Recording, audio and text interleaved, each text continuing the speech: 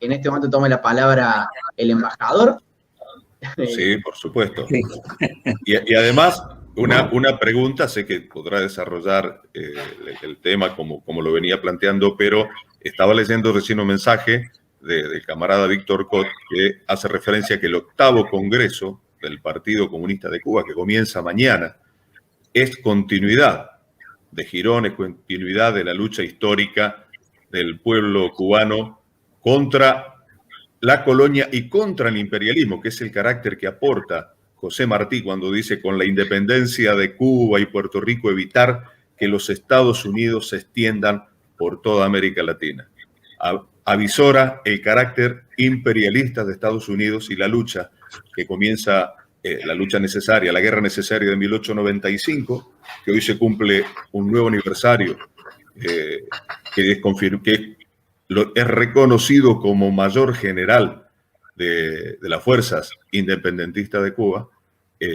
Bueno, precisamente en este Congreso es continuidad de toda esa rica historia de lucha antiimperialista, de lucha por la verdadera independencia y por la soberanía. Así que un saludo también al inicio y a este importante 8º Congreso del Partido Comunista de Cuba. Bueno, sí, primero agradezco las palabras de los que me han precedido y agradezco también el hecho de que entre los muchos que que están participando haya una inmensa mayoría de jóvenes argentinos y latinoamericanos, lo cual evidencia que la revolución cubana sigue siendo un hecho juvenil, un hecho de rebeldía, un hecho que no parte de ideas mesiánicas, por mucho que las hazañas y la historia del pueblo cubano enfrentado a los desafíos que se le han impuesto pueda parecer extraordinaria. Yo creo que todo eso parte de que ese pueblo eh, está aferrado, abrazó a ideas a ideas muy grandes, a ideas muy justas, y que la causa y las ideas que defiende son ideas muy justas.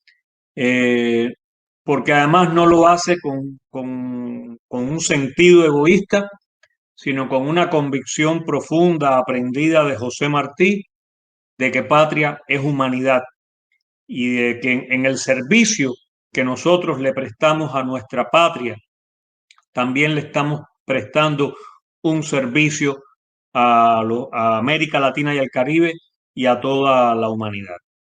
Por eso hemos dicho y lo hemos reiterado, ajenos a ese espíritu mesiánico, estamos dispuestos a una relación de respeto, de convivencia, de colaboración con los Estados Unidos. Y para lograrlo, Cuba no tiene que hacer ninguna concesión, Cuba no tiene que hacer ningún gesto. Aquí el único gesto que procede es el levantamiento del bloqueo y la eliminación de los programas, de los fondos que financian todos los años de manera multimillonaria los planes subversivos para derrocar a la revolución cubana.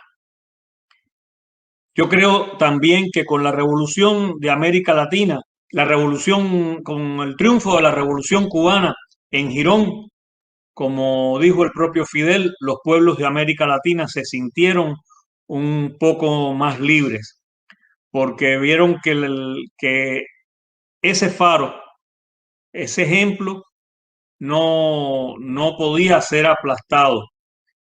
Y de ahí es la agresividad de la política y la manera en que nos atacan, porque creen que atacándonos, que derrotándonos, que derrumbándonos, podrán disipar el miedo que convoca la existencia de la revolución entre los grupos que dentro de ese país no aceptan un Estado independiente, libre, soberano en Cuba.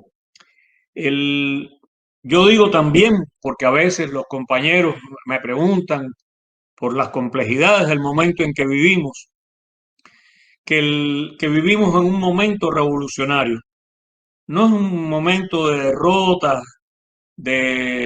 o como dicen los académicos, de flujos y reflujos. Vivimos en un momento revolucionario. Justamente la crisis del sistema, la crisis del modelo imperial, del modelo neoliberal en América Latina, los hechos de violencia que estamos viendo, las expresiones fascistoides, incluso el intento de golpe que ocurrió en el Congreso de Estados Unidos el 6 de enero de este año, son todas evidencias de que los pueblos no pueden seguir viviendo como les han impuesto. Y que por eso el imperio está decidido a librar una guerra a toda extensión contra los pueblos. Y para ello usan pretextos políticos y usan pretextos pseudo legales, lo que ustedes los argentinos conocen muy bien como el lawfare o la guerra judicial. Y por otro lado, los instrumentos de dominación de Estados Unidos también han colapsado. Ellos los destruyeron, ellos los desprestigiaron al convertirlos en abyectos y sumisos personajes y maquinarias. Y ahí está la OEA y el personaje que han puesto al frente de ella como ejemplo de a lo que se puede llegar tratando de manipular una organización, en este caso regional. Yo quisiera recordar en este momento, por la extraordinaria vigencia que tiene y porque fue la manera en que el pueblo cubano analizó los hechos de Girón y sus consecuencias, la segunda declaración de La Habana. Porque en la segunda declaración de La Habana están todos los elementos a los que nos hemos referido en la tarde y noche de hoy, desde la importancia de la unidad para los movimientos nacionales y los movimientos latinoamericanos y para todos los pueblos, para todos los países, la unidad interna y la unidad regional. Está el tema de las ideas, del valor de las ideas, de la educación, de la cultura como armas de liberación. Está la lucha contra todos los factores que pueden dividir a los movimientos revolucionarios. Está la claridad, analizada en un momento tan temprano de la revolución como el año 1962, de que quizás las condiciones futuras no se darían, no permitirían revoluciones obreras y campesinas al viejo estilo, sino revoluciones, transformaciones, donde se unirían los obreros, los campesinos, los estudiantes, la pequeña burguesía, los sectores progresistas de la burguesía, los empresarios, los sectores religiosos. ¿Y cuál es la realidad de América Latina? ¿Qué es lo que ha hecho posible en los últimos 20 años todas las transformaciones de las que hemos sido testigos? Si no es justamente por esa conformación de plataformas unitarias de latinoamericanos decididos a transformar sus países contra todas divisiones, contra todo sectarismo, contra todas campañas de mentiras y contra todo dogmatismo. Todavía encontramos a personajes y medios por ahí que dicen que Cuba es el corazón del eje del mal, es el factor discordantes en las Américas. Todavía hay los que dicen que somos los culpables de todo lo que está ocurriendo. Es una manera muy, muy ridícula de quitarse de encima la responsabilidad por las condiciones a las que han llevado a nuestros pueblos. Por lo que la neoliberalización extrema de las sociedades, el encadenamiento de los pueblos con los mecanismos internacionales de explotación financiero a través del Fondo Monetario Internacional, de la banca internacional, han sometido a las naciones. Por eso, cuando un país se enfrenta a sus deudores, merece todo el respeto, toda la consideración y todo el apoyo y la solidaridad. Por eso, en fecha tan temprana como 1985, Fidel y Cuba lideraron la batalla contra la deuda externa. Y hoy nos toca esta batalla que se libra por la libre determinación contra la verdad, contra la mentira, por la verdad, por la cultura emancipadora, contra la barbarie, que es el sinónimo del imperialismo. Y tendrán una fuerza muy grande, pero es como aquella imagen de los chinos del tigre de papel. Por eso vale recordar, decía yo, las palabras finales, sobre todo de la segunda declaración de La Habana, porque se han hecho verdad y porque se van a seguir haciendo verdad. Es que la historia tendrá que contar con los pobres de América, con los explotados y vilipendiados de América Latina, que han decidido a empezar a escribir ellos mismos para siempre su historia. Y Fidel se refería a esa avalancha humana de pueblos latinoamericanos como una ola, esa ola de estremecido rencor, de justicia reclamada, de derechos pisoteados, que se empieza a levantar por entre las tierras de América Latina. Esa ola, decía él, ya no parará jamás.